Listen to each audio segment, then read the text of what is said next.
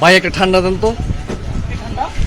বাংলাদেশে যে কোনো একটা পণ্য দেন, মাগার ইসরায়েলি পণ্য দিয়েন না। দেন, আপনার ইচ্ছা। ধন্যবাদ ভাইজান।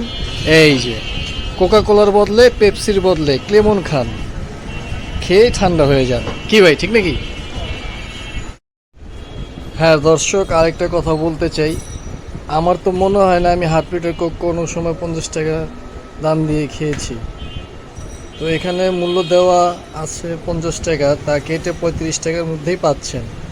তো লোভনীয় অফার দেখা যাচ্ছে। তা আমার মনে হয় না আমি 50 টাকা হাফ লিটার কোনো ঠান্ডা খাইছি এই পর্যন্ত। আপনারা কি বলেন, কমেন্ট করে জানান।